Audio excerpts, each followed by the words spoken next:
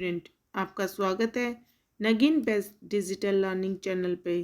आज हम लेकर आए हैं क्लास 12th की हिंदी बुक वितान भाग 2 का चैप्टर नंबर 3, अतीत में दबे पाँव। आज हम अतीत में दबे पाँव चैप्टर के पाठ्य पुस्तक पर आधारित प्रश्न अभ्यास करेंगे। हमने इससे पहले चैप्टर का line to line, word to word explanation किया। हमने उसे अच्छे से समझा और जाना, जिससे हमें क्वेश्चन आंसर करते टाइम कोई प्रॉब्लम नहीं आएगी। हमने चैप्टर को अच्छे से समझकर ही अब हम प्रश्न उत्तरों को करेंगे।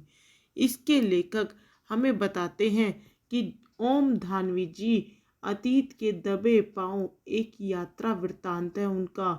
उन्होंने ओम धानवी जी ने यात्रा वृत्तांत में पाकिस्तान के सिंध प्रांत में स्थित सिंधु घाटी सभ्यता के एक महत्वपूर्ण स्थल मोहनजोदड़ो की अपनी यात्रा का सजीव वर्णन किया है, जिसमें लेखक मोहनजोदड़ो की यात्रा करता है। सिंधु घाटी सभ्यता को लगभग 5000 साल पुरानी सभ्यता माना जाता है। इसमें दो सभ्यताएं, हड़प्पा सभ्यता और मोहनजोदड़ो, पाकिस्तान के सिंध प्रांत में स्थित है, प्रमुख है। सिंधु घाटी सभ्यता को विश्व की सबसे पुरानी सुनियोजित नागरीय सभ्यता माना जाता है। हड़प्पा में तो रेल लाइन बिछने की वजह से ज़्यादा खुदाई नहीं हो पाई, मगर मोहनजोदड़ो में विस्तृत खुदाई की गई।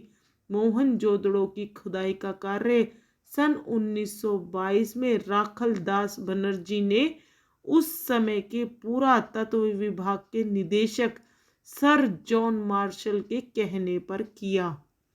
मोहनजोदड़ो मुर्दों का टीला उस समय की ताम्रकालीन सभ्यता का सबसे बड़ा शहर था, जो करीब 200 हेक्टेयर क्षेत्र में फैला था और जिसकी आबादी लगभग 85,000 रही होगी।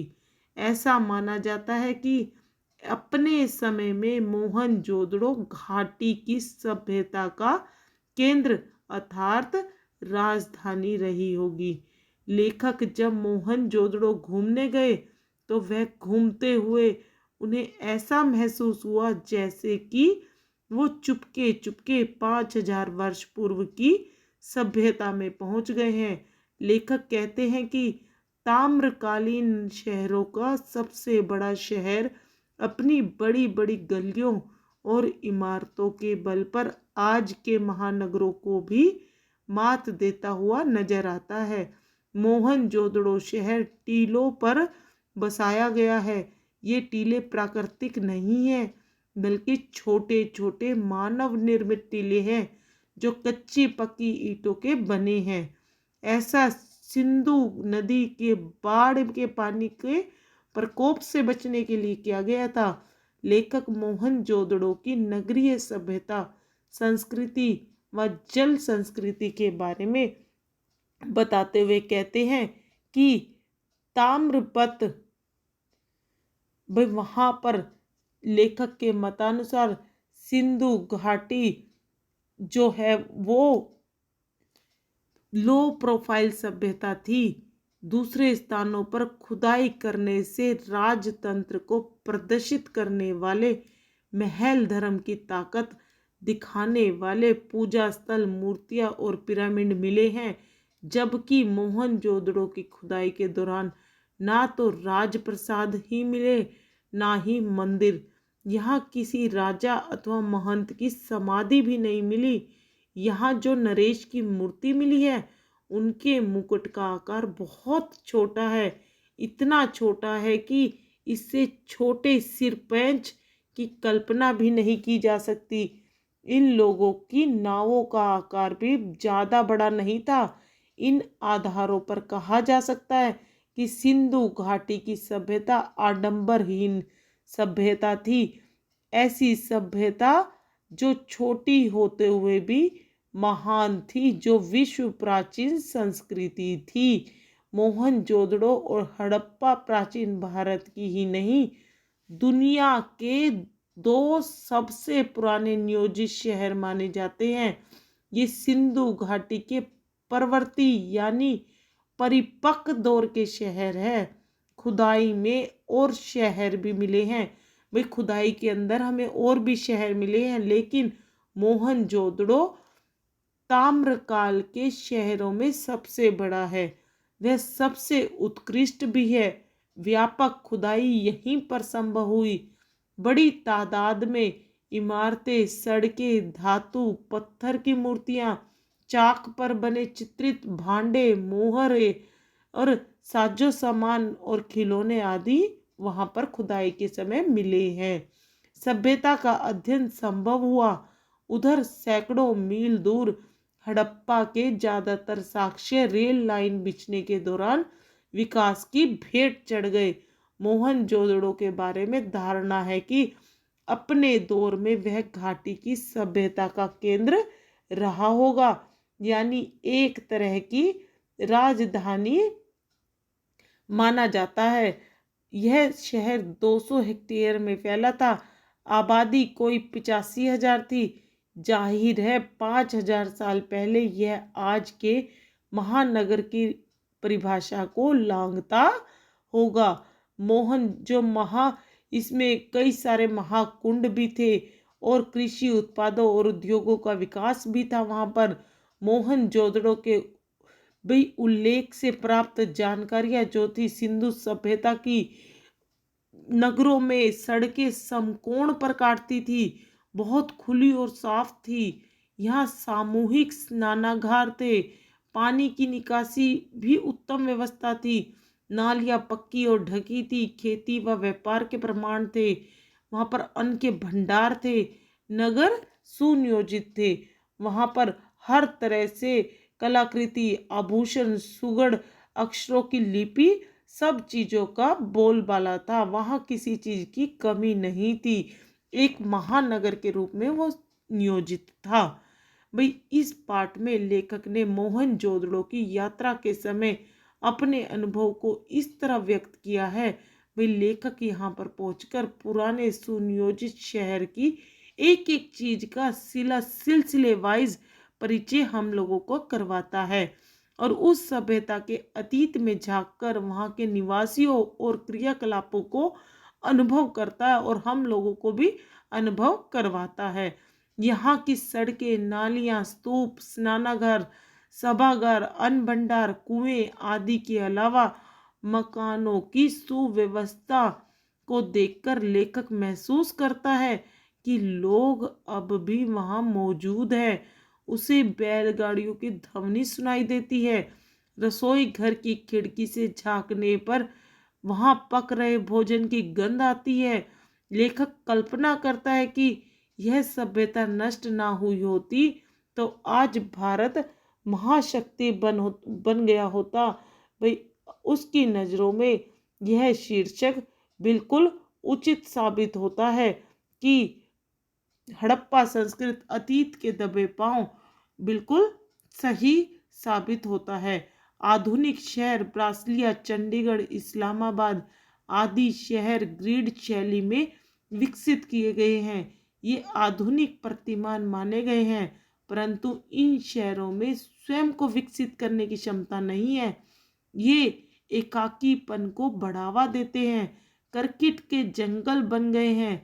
हर तरफ भव्यता दिखाई देती है।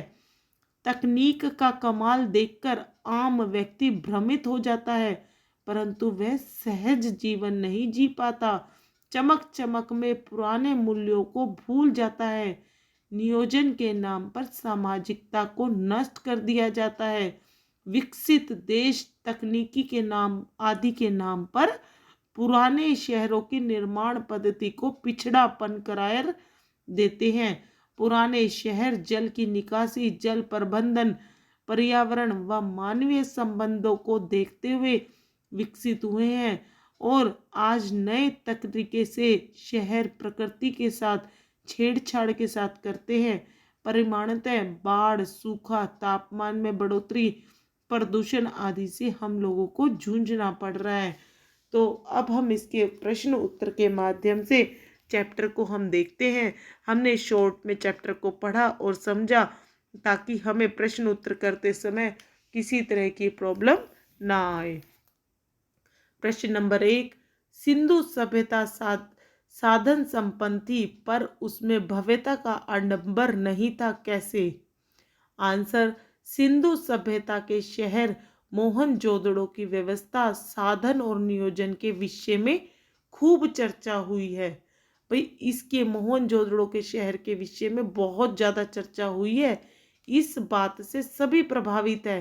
भाई कोई लोग अछूता नहीं रहा है, सब लोग इस बात से प्रभावित है। वहाँ भी अन्न भंडार व्यवस्था थी, जल निकासी की व्यवस्था थी, अत्यंत विकसित और परिपक्व थी। हर निर्माण बड़ी बुद्धिमानी के साथ किया गया था, यह सोचकर कि यदि सिंधु का जल बस्ती तक फैल भी जाए तो कम से कम नुकसान हो।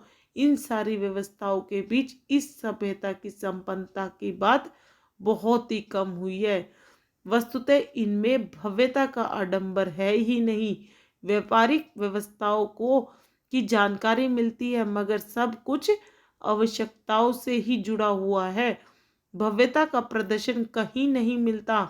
संभवतः वहाँ की लिपि पढ़ ली जाने के बाद इस विषय के में अधिक जानकारी मिली। भाई वहाँ की लिपि को पढ़ने के बाद ही इस विषय के बारे में अधिक जानकारी मिल पाई है।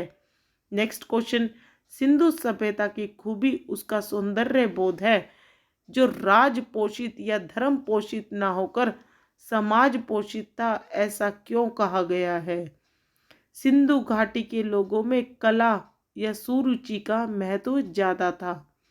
वास्तुकला या नगर नियोजन ही नहीं, धातु और पत्थर की मूर्तियां, मृद भांडे, उन पर चित्रित मनुष्य, वनस्पति और पशु पक्षियों की छवियां, सुनिर्मित मोहरे, उन पर बारीकी से उत्कीर्ण आकृतियां, खिलौने, केश विन्यास, आभूषण और सबसे ऊपर सुघड़ अक्षरों का लिपि रूप सिंधु सभ्यता को तकनीक सिद्ध से ज्यादा कला सिद्ध जाहिर करता है।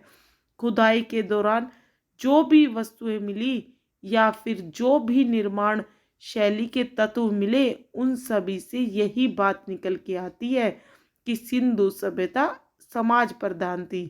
भाई जो मोहनजोदड़ो सिंधु घाटी के लोग थे, उनमें अधिकतर तकनीक सिद्ध, कला सिद्ध और हर रूप से लिपि रूप सिद्ध होती है। खुदाई के दौरान जो भी वस्तुएं मिली या फिर जो भी निर्माण शैली के तत्व मिले, उन सभी से यही बातें निकल कर आती है। भाई खुदाई के समय मोहनजोदड़ो में, सिंधु सभ्यता में जो चीज़ें हम लोगों को मिली, उससे यही साबित होता है कि इसमें ना तो किसी राजा का प्रभाव था, ना ही किसी धर्म का विशेष था। भाई जो मोहनजोदड़ो में सिंधु घाटी सभ्यता थी, वहाँ पर ना तो किसी राजा का राज था और ना ही किसी धर्म विशेष का अवश्य था। कोई ना कोई राजा तो होता होगा, लेकिन राजा पर आश्रित ये सभ्यता नहीं थी। भाई यहाँ पर कोई भी राजा नहीं था और ये सभ्यता किसी राजा पर आश्रित नहीं थी। इन सभी बातों के आधार पर यह बात कही जा सकती है कि सिंधु सभ्यता का सौंदर्य समाज पोषित था। नेक्स्ट क्वेश्चन, पुरातत्व के किन चिन्हों के आधार पर आप यह कह सकते हैं कि सिंधु सभ्यता ताकत से शासित होने की अपेक्षा समझ से अनुशासित सभ्यता थी? आंसर, सिंधु सभ्यता से जो अवशेष प्राप्त हुए हैं, उनमें औजार तो हैं पर हथियार नहीं है। तो हम यह नहीं कह सकते कि सिंधु सभ्यता में औजार थे, वो राजा के अधीन थी, पर वहाँ पे कोई सभ्यता में राजा नहीं था और उनमें औजार तो थे पर हथियार नहीं थे।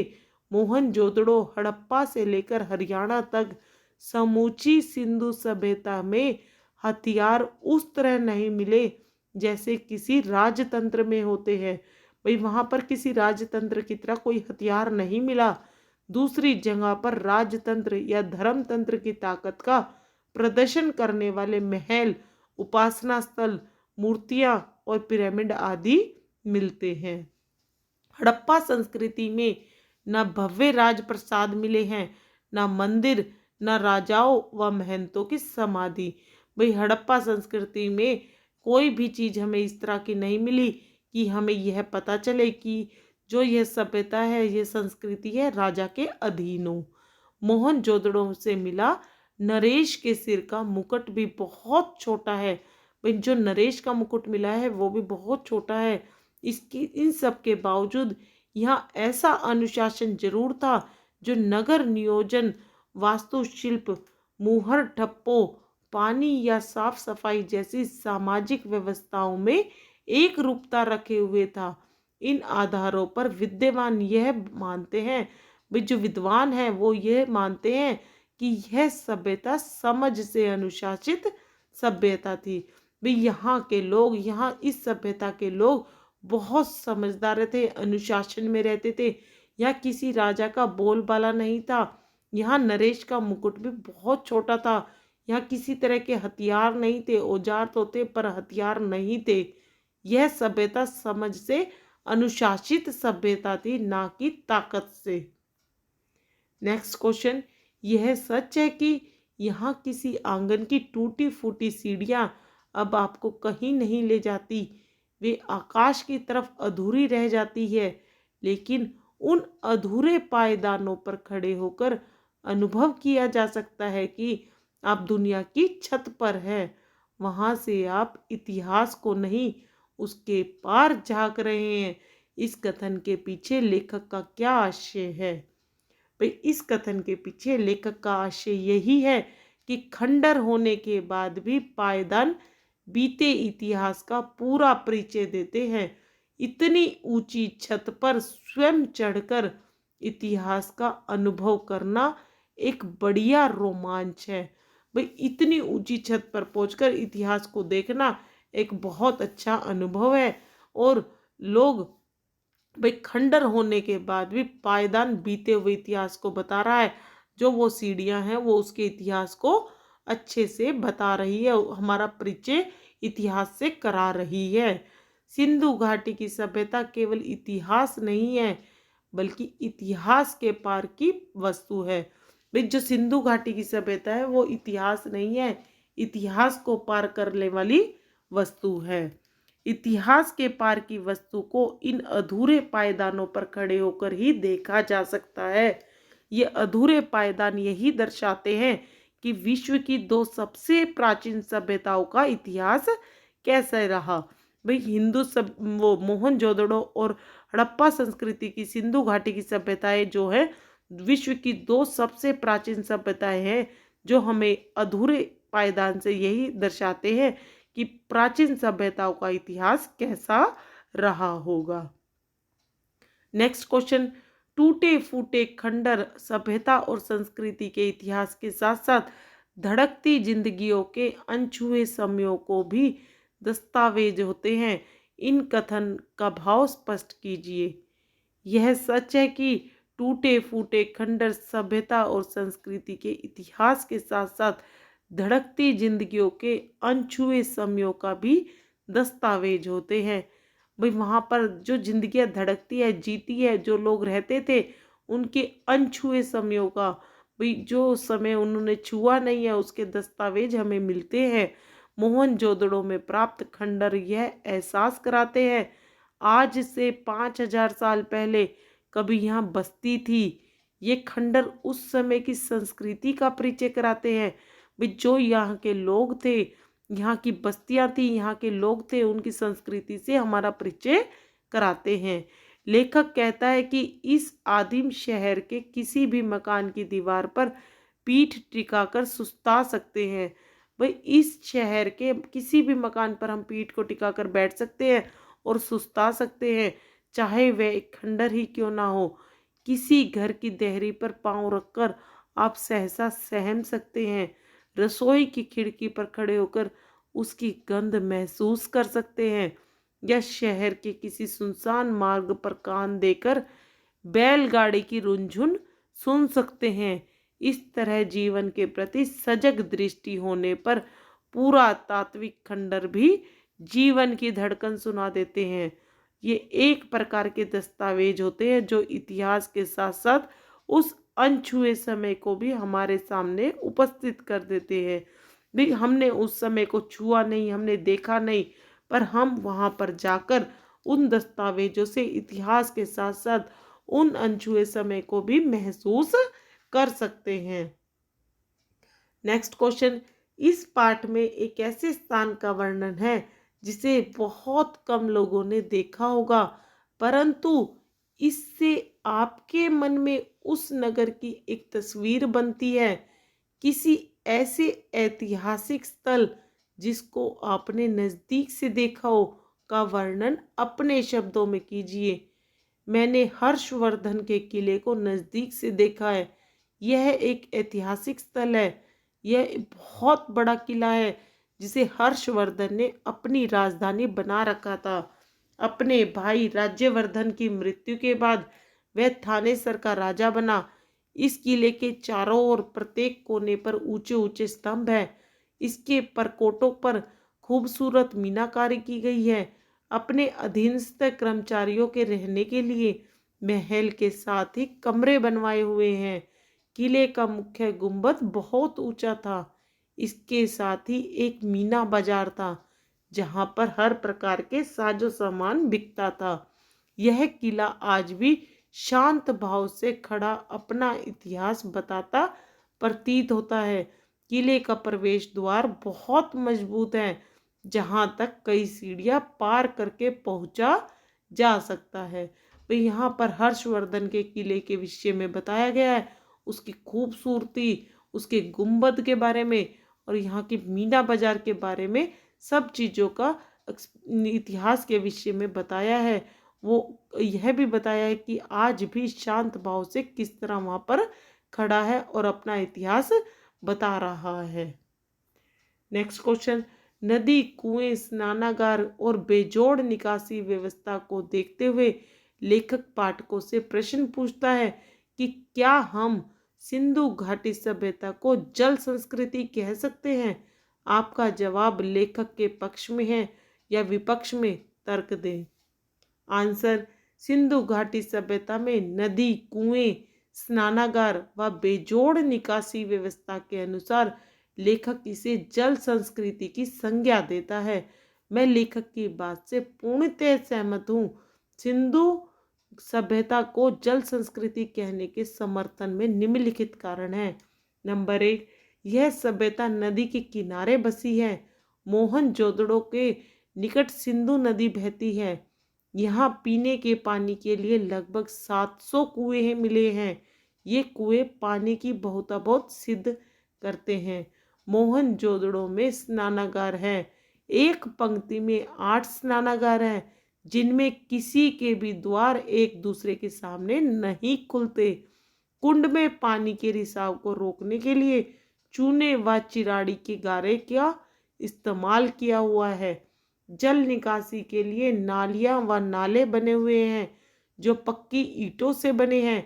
ये ईंटों से ढके हुए हैं। आज भी शहरों में जल निकासी के लिए ऐसी व्यवस्था की जाती है। मकानों में अलग अलग स्नानागार बने हुए हैं। मोहरों पर उत्कीर्ण पशु, शेर, हाथी व गैंडा जल प्रदेशों में ही पाए जाते हैं। नेक्स्ट क्वेश्चन, सिंधु घाटी सभ्यता का कोई लिखित साक्ष्य नहीं मिला है, सिर्फ अवशेषों के आधार पर ही धारणा बनाई है। इस लेख में मोहनजोदड़ो के बारे में जो धारणा व्यक्त की गई है, क्या आपके मन में इससे कोई भिन्न धारणा या भाव भी पैदा होता है? इन भावनाओं पर कक्षा में समूह में चर्चा कीजिए। आंसर, यदि मोहनजोदड़ो अर्थात सिंधु घाटी की सभ्यता के बारे में धारणा बिना साक्ष्य के बनाई गई है तो यह गलत नहीं है, क्योंकि जो कुछ हमें खुदाई में मिला है वह किसी साक्ष्य से कम नहीं है। खुदाई के दौरान मिले बर्तनों, सिक्कों, नगरों, सड़कों, गलियों को साक्ष्य ही कहा जा सकता है। साक्ष्य लिखित हो या जरूरी नहीं है। भाई, जो साक्ष्य मिले हैं वो लिखित हो यह कोई जरूरी नहीं है। जो कुछ हमें सामने दिखाई दे रहा है वह भी तो प्रमाण है, वह कोई भ्रमित नहीं है, वह प्रमाण है। फिर हम इस तथ्य को कैसे भुला दें कि ये दोनों नगर विश्व की प्राचीनतम संस्कृति और सभ्यता के प्रमाण हैं। इन्हीं के कारण अन्य सभी संस्कृतियां विकसित हुई। मोहनजोदड़ो के बारे में जो धारणा व्यक्त की गई है वे हर दृष्टि से प्रामाणिक है। उसके बारे में अन्य कोई धारणा मेरे मन में नहीं बनती। भाई जो अवशेष मिले हैं, जो साक्ष्य मिले हैं, जो खुदाई के समय हमें चीज़ें मिली हैं, उससे प्रमाण मिलता है कि मोहनजोदड़ो के जो धारणा हम लोगों ने अपने मन में बनाई है वो कोई गलत नहीं है। अन्य सभी सांस्कृतिक विकसित हुई हैं, इन्हीं के कारण ही विकसित हुई हैं। और वह भी प्रमाण है। प्रमाण कभी लिखित हो यह कोई जरूरी थोड़ी है। इस हमारे सामने जो दिखाई दे रहा है वह भी प्रमाण हो सकता है। उसके बारे में अन्य कोई धारणा हमारे मन में नहीं बनती। नेक्स्ट क्वेश्चन, मोहनजोदड़ो की बड़ी बस्ती के बारे में विस्तार से बताएं। लेखक बताता है कि बड़ी बस्ती के घर बहुत बड़े होते हैं। इसी प्रकार इन घरों के आंगन भी बहुत खुले होते थे। इन घरों की दीवारें ऊंची और मोटी होती थी, जिस पर आधार पर कहा जा सकता है कि मोटी दीवारों वाले घर 2 मंजिले होते होंगे। भाई मोटी दीवारों वाले जो घर होते हैं वह 2 मंजिलों के होते हैं। उनकी दीवारें मोटी इसलिए बनाई जाती है ताकि दूसरी मंजिल का घर उस पर बनाया जा सके। कुछ दीवारों में छेद भी मिले हैं जो यही संकेत देते हैं कि दूसरी मंजिल को उठाने के लिए शायद शैतीरों के लिए यह जगह छोड़ दी गई हो। सभी घर पक्की ईंटों के हैं। एक ही आकार की ईंटें इन घरों में लगाई गई हैं। यहाँ पत्थर का प्रयोग ज़्यादा नहीं हुआ है। कहीं कहीं नालियों को अनगढ़ पत्थरों से ढक दिया है, भाई ताकि गंदगी ना फैले। इस प्रकार मोहनजोदड़ो की बड़ी बस्ती निर्माण कला की दृष्टि से संपन्न और कुशल थी। यहाँ पर मोहनजोदड़ो की जो खूबसूरती बनावट थी, उसकी मकानों की जो बनावट थी, उसकी 2 मंजिलों मकानों की, उसके वहाँ पे खिड़की दरवाजों की जो बनावट थी, उसके विषय में यहाँ पर बताया गया है। नेक्स्ट क्वेश्चन, क्या प्राचीन काल में रंगाई का काम होता था? प्राचीन काल में भी रंगाई का काम होता था। लोग बड़े चाव से यह काम किया करते थे। आज भी मोहनजोदड़ो में एक रंगरेज का कारखाना मौजूद है। यहाँ जमीन में गोल गड्ढे उभरे हुए हैं। वे मोहनजोदड़ो में जो जमीन के अंदर गोल गोल गड्ढे उभरे हुए हैं, उससे यह अनुमान लगाया जाता है कि यहाँ रंगाई के लिए बर्तन रखे जाते होंगे। पश्चिम में ठीक गढ़ी के पीछे यह कारखाना मिला है। अतः इस बात को बिना किसी शंका के कहा जा सकता है कि प्राचीन लोग रंगाई का काम किया करते थे। भाई प्राचीन समय से ही रंगाई का काम किया जाता है, इस बात को हम लोग नहीं झुठला सकते। नेक्स्ट क्वेश्चन, खुदाई के दौरान मोहनजोदड़ो से क्या क्या मिला? भाई हमें यहाँ बताना है कि जब मोहनजोदड़ो की खुदाई हुई तो हम लोगों को वहाँ से क्या मिला। मोहनजोदड़ो से निकली वस्तुओं की पंजीकृत संख्या 50,000 है। अहम चीज़ों तो आज कराची, लाहौर, दिल्ली और लंदन में रखी हुई है। जो अहम और अच्छी चीज़ें, मेन चीज़ें हैं, वो कराची, लाहौर और दिल्ली, लंदन में रखी हुई है।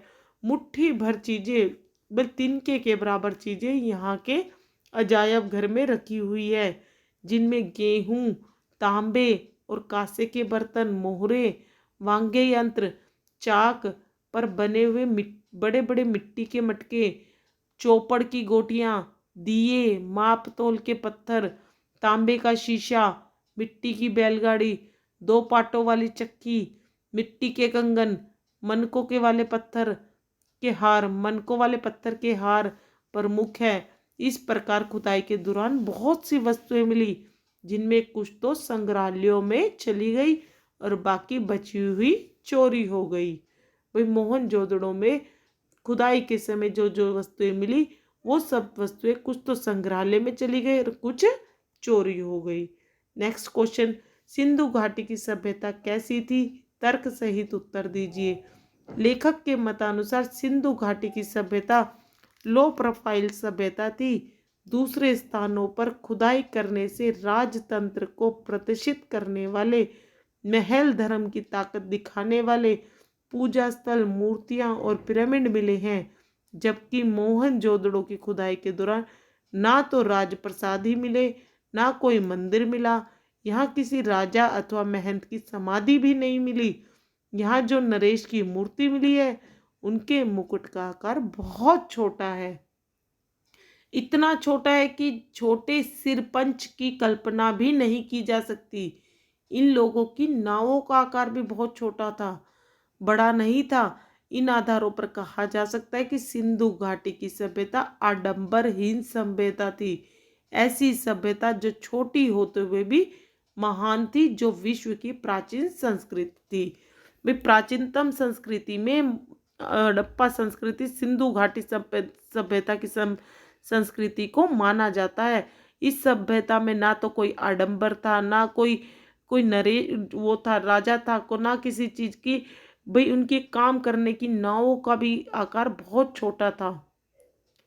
तो यह विश्व की प्राचीनतम संस्कृति मानी जाती है। नेक्स्ट क्वेश्चन, किन आधारों पर कहा जा सकता है कि सिंधु सभ्यता में राजतंत्र नहीं था?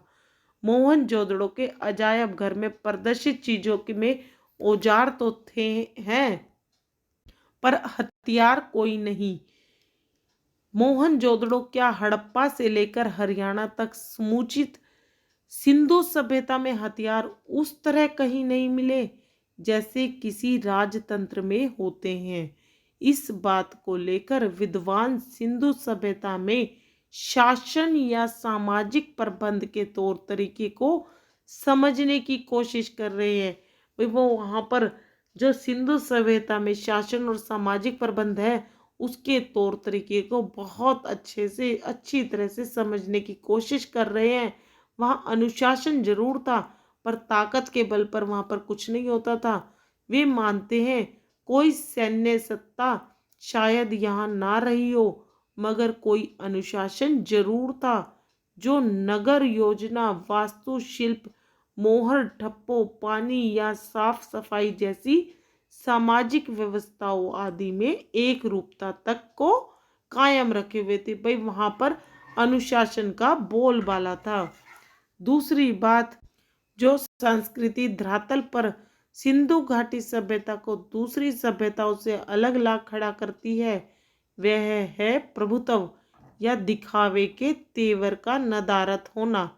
भाई जो दूसरी चीजों से अलग करती है उन्हें, वो प्रभुत्व और दिखावे के तेवर को नकारती है। दूसरी जगहों पर राजतंत्र और धर्मतंत्र की ताकत का प्रदर्शन करने वाले महल, उपासना स्थल, मूर्तियां और पिरामिड आदि मिलते हैं। हड़प्पा संस्कृति में ना भव्य राजप्रसाद मिले हैं, ना मंदिर मिले हैं, ना राजाओं महंतों की समाधियां मिली हैं। यहाँ की मूर्ति शिल्प छोटे हैं, औजार भी छोटे छोटे हैं। मोहनजोदड़ो के नरेश के सिर का मुकुट भी बहुत छोटा है। शायद उससे छोटे सिरपंच की कल्पना भी नहीं की जा सकती। और तो और उन लोगों की नावें बनावट में मिस्र की नावों से भी छोटी हैं। आज के मुहावरे में कहा जाए तो वह लो प्रोफाइल सभ्यता थी। नेक्स्ट क्वेश्चन, मोहनजोदड़ो और हड़प्पा के बारे में लेखक क्या बताता है? मोहनजोदड़ो और हड़प्पा प्राचीन भारत की ही नहीं, दुनिया के दो सबसे पुराने नियोजित शहर माने जाते हैं। इस सिंधु घाटी सभ्यता के परवर्ती यानी परिपक्व दौर के शहर हैं। खुदाई में और शहर भी मिले हैं। वही खुदाई के समय और भी शहर यहाँ मिले हैं, लेकिन मोहनजोदड़ो ताम्रकाल के शहरों में सबसे बड़ा है। वह सबसे उत्कृष्ट भी है। व्यापक खुदाई यहीं पर संभव हुई। बड़ी तादाद में इमारतें, सड़कें, धातु पत्थर की मूर्तियां, चाक पर बने चित्रित भांडे, मोहरे, साज सामान और खिलौने आदि मिले। सभ्यता का अध्ययन हमारा संभव हुआ। इन चीजों से ही सभ्यता का अध्ययन संभव हुआ। उधर सैकड़ों मील दूर हड़प्पा के ज्यादातर साक्ष्य रेल लाइन बिछने के दौरान विकास की भेंट चढ़ गए। मोहनजोदड़ो के बारे में धारणा है कि अपने दौर में वह घाटी की सभ्यता का केंद्र रहा होगा, यानी एक तरह की राजधानी माना जाता है, क्योंकि केंद्र उसको कहते हैं जो विकसित होता है, जिसकी जनसंख्या सबसे ज़्यादा होती है, तो उसे राजधानी का नाम दे दिया जाता है। माना जाता है कि यह शहर 200 हेक्टेयर क्षेत्र में फैला था। आबादी कोई 85,000 थी। जाहिर है 5,000 साल पहले यह आज के महानगर की परिभाषा को भी लांघता होगा। नेक्स्ट क्वेश्चन, लेखक के मोहनजोदड़ो के नगर की योजना की तुलना आज के नगरों से किस प्रकार की है? नगर योजना की मोहनजोदड़ो की अनूठी मिसाल है। इस कथन का मतलब आप बड़े चबूतरे से नीचे की तरफ देखते हुए सहज ही भाप सकते हैं। भाई हमने चैप्टर में देखा है कि मोहनजोदड़ो में अनूठी मिसाल बताई गई है। इस कथन का मतलब आप बड़े चबूतरे से नीचे की ओर देखते हुए सहज ही भाप सकते हैं। इमारतें भले खंडरों में बदल चुकी हों, मगर शहर की सड़कों और गलियों के विस्तार को स्पष्ट करने के लिए खंडर काफ़ी हैं। यहाँ की कमोबेश सारी सड़कें सीधी हैं और या फिर आड़ी हैं, या तो सड़कें बिल्कुल सीधी हैं या फिर आड़ी टेढ़ी हैं। यहाँ आज वास्तुकार इसे ग्रिड प्लान कहते हैं। आज की सेक्टर मार्का कॉलोनियों में हमें आड़ा सीधा नियोजन बहुत मिलता है, लेकिन वह रहन सहन को नीरस बनाता है। शहरों में नियोजन के नाम पर भी हमें अराजकता ज़्यादा हाथ लगती है। ब्रासिलिया या चंडीगढ़ और इस्लामाबाद ग्रिड शैली के शहर है जो आधुनिक नगर नियोजन के प्रतिमान ठहराए जाते हैं, लेकिन उसकी बसावट यानी बनावट शहर के खुद विकास करने का कितना अवकाश कर छोड़ती है, इस पर बहुत शंका प्रकट की जाती है। भाई यहाँ पर हमें बताया गया है कि नगर नियोजन की मोहनजोदड़ो की जो मिसाल है वो कितनी अनूठी है। उन चबूतरों से हम नीचे की तरफ देखते हैं तो इमारतें भले ही हमें खंडरों की तरह दिखाई दे, पर वहाँ की जो सड़कें हैं, कमोबेश की सारी सड़कें जो काम सड़क मार्ग बाजार तक जाती हैं, सारी सड़कें सीधी हैं या फिर आड़ी हैं। आज जो वास्तुकार हैं उन्हें ग्रिड प्लान का नाम देते हैं। सेक्टरों कॉलोनियों में हमें आड़ी सीधी सड़कों का इसी तरह की नियोजनों का काम मिलता है। रहन सहन को नीरस बनाता है। शहरों के नियोजनों के नाम पर भी हमें अराजकता ज़्यादा हाथ लगती है। तो इस प्रकार हमें शंका प्रकट की जाती है कि उनकी बनावट शहर के खुद विकास करने में कितना अवकाश छोड़ती है। नेक्स्ट क्वेश्चन, महाकुंड के विषय में बताएं, यहाँ की जल निकासी व्यवस्था कैसी थी? भाई महाकुंड स्तूप के टीले से नीचे उतरते पर मिलता है। भाई मोहनजोदड़ो में जो महाकुंड है वो स्तूप के टीले से नीचे उतरने पर ही मिलता है। धरोहर के प्रबंधकों ने गली का नाम देव मार्ग रखा है। माना जाता है कि उस सभ्यता में सामूहिक स्नान किसी अनुष्ठान का अंग होता था। कुंड करीब 40 फुट लंबा, 25 फुट चौड़ा है, गहराई 7 फुट है। कुंड में उत्तर और दक्षिण से सीढ़ियां उतरती हैं। इसके 3 तरफ साधुओं के कक्ष बने हुए हैं। उत्तर में 2 पांत में 8 स्नान घर है। इनमें किसी का भी द्वार एक दूसरे के सामने नहीं खुलता। सिद्ध वास्तुकला का यह एक नमूना है। इस कुंड में खास बात पक्की ईंटों का जमाव है। भाई जो महाकुंड है वहां पर उसकी सभ्यता में सामूहिक स्नान किसी अनुष्ठान का अंग होता था। भाई वहां पर जो सामूहिक स्नान किया जाता है उससे कोई दिव्य मार्ग कहा जाता था उसे। कुंड में उत्तर दक्षिण में सीढ़ियां उतरती थी। यहाँ पर कुंड की क्वालिटी बताई गई है कि कुंड किस तरह बना हुआ था, किस तरह उसमें ईंटों का प्रयोग किया गया था। कुंड का पानी रिस ना सके, बाहर का अशुद्ध पानी कुंड में ना आ जाए, इसके लिए कुंड के तल में और दीवारों पर ईंटों के बीच चूने और चिरोड़ी के गारे का इस्तेमाल किया हुआ था और पार्श्व की दीवारों के साथ दूसरी दीवार खड़ी की गई थी। जिसमें सफेद डामर का प्रयोग है। कुंड के पानी के बंदोबस्त के लिए एक तरफ कुआं है, दोहरे गहरे वाला। यह अकेला कुआं है। इसे भी कुंड के पवित्र और अनुष्ठानिक होने का प्रमाण माना गया है। कुंड से पानी को बाहर बहाने के लिए नालियां हैं। इनकी खासियत यह है कि ये भी पक्की ईंटों से बनी है, ईंटों से ढकी भी है। मोहनजोदड़ो के कृषि उत्पादों और उद्योगों के विषय में बताएं। भाई, विद्वानों का मानना है कि यहाँ ज्वार, बाजरा, रागी की उपज भी होती थी। लोग खजूर, खरबूजे और अंगूर उगाते थे। झाड़ियों से बेर जमा करते थे। कपास की खेती भी होती थी।